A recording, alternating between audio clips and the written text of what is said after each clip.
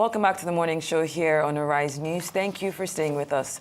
Well, this past week produced many highlights at the national level, but one actually stuck out like a sore thumb, and that was the arraignment of 114 evidently malnourished children by the Nigerian police for taking part in the recent End Bad Governance protest in the northern part of Nigeria. They were brought before the court for allegedly committing treason. Another highlight of the week, albeit on a slower and less dramatic scale, was President Bola Tinubu refusing to bow to demands being made by certain interests to withdraw a set of tax reform bills that are already before the National Assembly. For a much needed perspective on those two developments and a closer look at the undercurrent of reasons that might be behind them, we're now being joined by Professor Usman Yusuf, a former executive secretary of the National Health Insurance Scheme. It's good to have you again on the morning show, sir. Thank you very much for having me today. All right, then, just diving right into it, I want to get your perspective on the implications of, prosecuting minors, especially in this case where we see the End Bad Governance protesters. What are your views on the legality and the ethics of charging these young protesters with treason? And how would you assess the Attorney General's intervention in the case? Do you think it reflects a recognition of public sentiment or more about political optics? Your thoughts? Right, thank you. I wouldn't give you the legal because I'm not a lawyer. But I will talk about the ethics and the moral. These clips were sent to me from no less a place than outside the country. I didn't see them. I got one sent from Chicago, unknown number, and the other one from as far away as Brisbane, Australia. I called the numbers. These guys were journalists. They had seen the clips before I saw them. And they were asking me, is this real? Is this part of mass school abductions? I mean, so watching this clip, to be honest, was heart-wrenching. The point I bring about this foreign journalist calling me is we do not know the damage this thing has done to us in this country. The image of Nigeria and this government is dented by this. For us in the North, this is clearly reminiscent of the days when you have mass school abductions by bandits, and we bring them out in this large number. Fortunately for us, the case we saw, arraigned by the Ministry of Justice to a federal court, they look much worse than what we always get from bandits. So bandits take care of children better than our government. I mean, fellow Nigerians, these children, over 2,000 protesters were arrested during EndSARS, during this End Bad Government protest, a protest that is a legitimate right of every citizen. Many were kept without their parents knowing where they were. They were blindfolded. We are getting reports from those who were released. They were blindfolded and transported and detained in centers across the North. These children, and I had the interview of their lawyer, there are 45 minors in this collection of children that were brought to court. These children were brought from Kano, from Kaduna, from Jos, from Gombe to Abuja. What were their crimes? Alleged crimes? Oh, treason. Trying to incite mutiny and change of government by the military, waving Russian flag, causing a regime change. These children you saw, this government is so jumpy and insecure because of what it's doing to this country. This is clearly, there's no two-way about it. This is clearly the government trying to terrorize us and terrorize the most vulnerable amongst us, our children. and decriminalizing legitimate protests in this country. President Bola Ahmed Tinubu is a beneficiary of protest and agitation in this country. And what his government is doing is clearly trying to stifle any voice. And the voices of children, the President Bola Ahmed Tinubu, he's not only our commander-in-chief, but to a nation that is signatory to treaties all over the world in protecting the rights of children. He's also the chairman of ECOWAS. What is he going to tell them? What is he going to tell them? This is a bloody blow and a huge shame to this country, that we're doing this to our children by the government. By the government. When we collect these children from bandits, we take them to hospital and take care of them. But what did President Bola Ahmed Tinubu's government do to these children that collapsed in a court of law? They took them back to jail. They took them back to jail. And what did the Attorney General do when he came out? Oh, the Attorney General said he's going to recall the file. Excuse me, Mr. Attorney General, there's no file to recall. What we Nigerians demand is immediate and unconditional release of all of these children. They need to be taken care of in the hospital. They need to be better nourished. All their medical issues need to be taken care of. They need to be fully compensated for the pain and suffering this government has caused them. And their parents need to be fully compensated. And full investigation must be done as to who is responsible. And the police.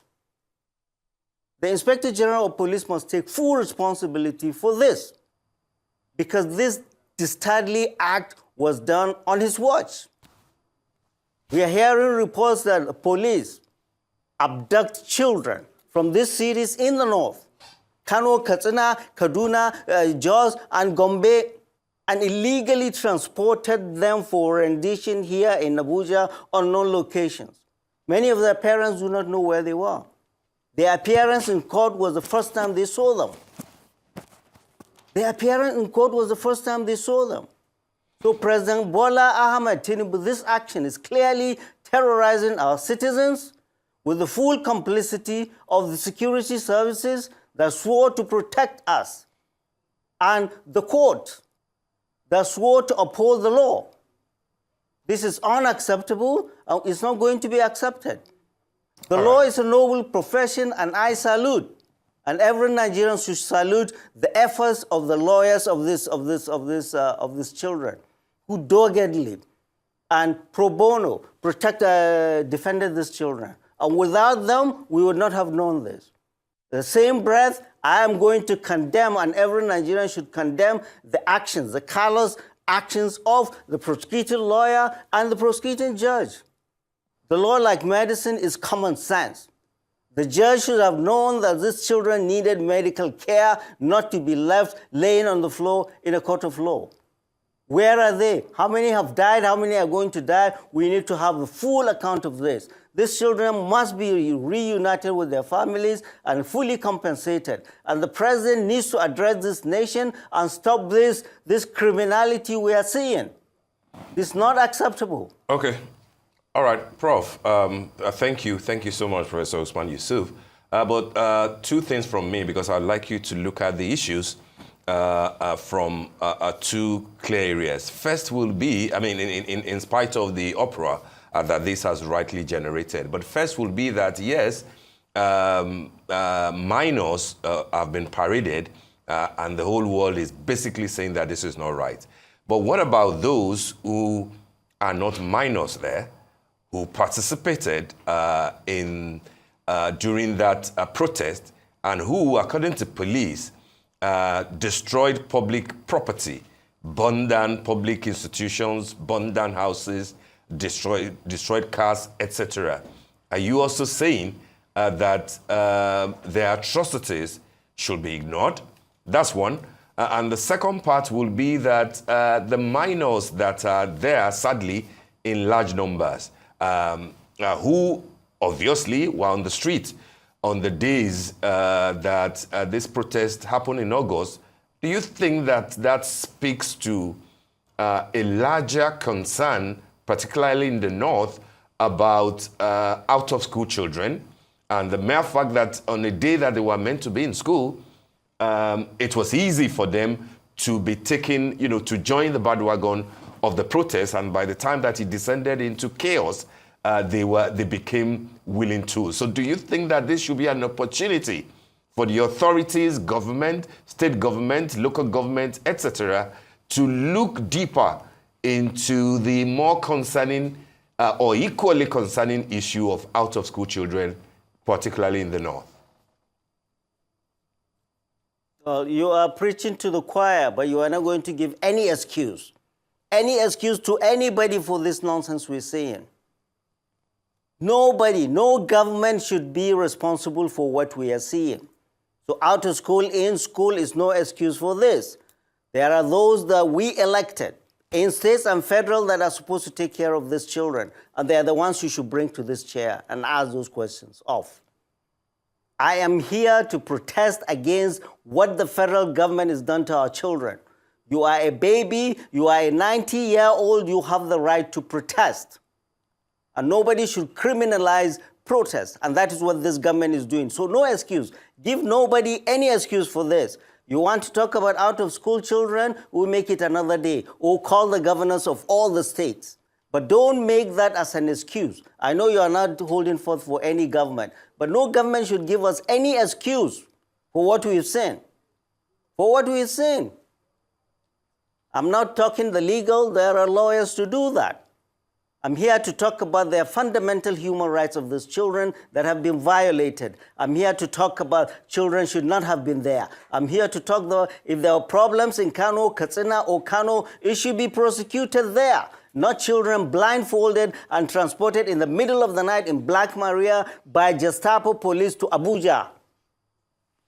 It's not acceptable, and the world should know that. And we must all raise our voices. That is why I'm here. Next question, please.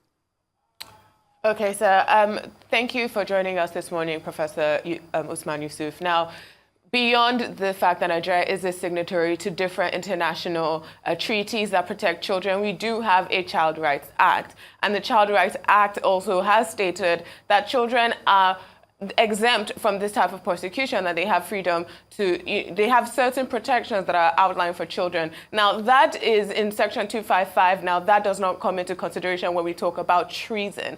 And these children are being accused of treason for raising Russian flag. Now, some Nigerians are wondering if there are Russian flags, if there is terrorism, if there is someone pushing for a change in regime, will it be these children, these malnourished children on the streets of Nigeria, or would it be some type of higher power? And if that is the case, should our security services not then be focused on these individuals who might be pushing children? Because another question is, what would these children know about Russian interference in Africa? So I want to ask you that, but also the second issue at hand today is the VAT tax. The VAT tax bill that has been pushed back by some governors in the North, particularly because they want to change the way it is remitted or the way the VAT sharing formula. Some people argue that a lot of the products we get from the North, such as food, are tax exempt, and so it will be unfair to the North. But some people also argue that the sharing formula we have right now is unfair to the South, in that in the sharing formula has a lot of the VAT that's gotten from items sold in the South and then they're remitted to the North. So what's your take on the pushback from the Northern governors in terms of that? And what's your take on these young children on the streets of Nigeria who are victims of, some of them victims of insecurity themselves, some of them possibly orphans from the Boko Haram insurgency? What's your take on their understanding of what treason would be, or Russian influence in Africa? Right. I mean, why the children are there is a failure of government at all levels, local, federal, and state, and the failure of communities. We all went to school. Our parents were not wealthy. From the commonwealth of our people, our education was paid for. We went into the world and competed favorably. because leaders of that time invested in us. That is why today, each time we raise our hands, we pray for 3 people. Our parents departed, our teachers that taught us well, and our leaders that invested in us. You can say the same of the leaders of today. It is the failing of government, it is the failure of leadership that we have these children all over. The last Minister of Education, Adamu said he has been the longest serving Minister of Education. He's not proud of it because during his time we have over 20 million Nigerian children out of school. So it's the failure of government, and that's what we've been talking about. Corruption and bad governance, this is what we see on steroids since the arrival of democracy in this country. Back to VAT debate. Yeah, northern governors met in Kaduna to talk about VAT. Oh, and they want to accrue more money. Let me say that they were not there for God and country or for the region. They were collecting there because they are not going to get more money. But this is the honest truth about VAT. People that know it, VAT is a consumption tax. If Dangote now has a factory, cement factory in Abajana, Kogi State. He doesn't pay VAT in Kogi. He pays VAT in Lagos because Lagos is his headquarters. Many of the oil companies are in Niger Delta, are in the Delta region. That's where they have their operations. But their headquarters are in Lagos. They pay VAT to Lagos. What has Lagos done to earn that? So Lagos is getting all of that money. And now you're saying, oh yeah, that money is ours, that money is ours. No, it isn't. Lagos is what it is today thanks to Nigeria's Commonwealth. All the infrastructures were built by Nigerian Commonwealth. The ports, the bridges, the everything. If anybody asks you, you must pay. So people need to be sensible. There is this thing they call in the old Zulu adage, Ubuntu. You are who you are because of me. It's common humanity. So this selfishness, oh, it's me, it's me, it's me, and the president is following that, it's raising antenna alarm in the north. That what the president essentially is doing is trying to pull all the resources to the southwest, particularly Lagos.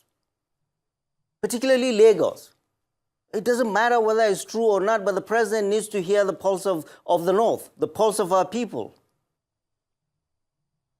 Dangote is paying VAT in Lagos with his factories in the north.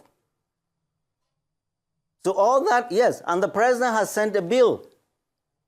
To the House about his tax reform.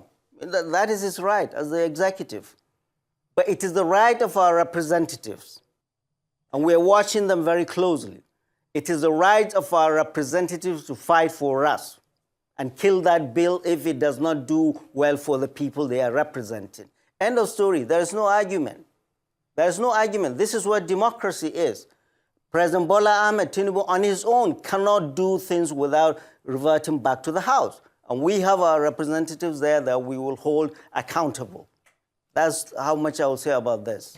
All right, then thank you so much, Professor Usman. It's always a pleasure having you here with us on the morning show. Unfortunately, we've run out of time.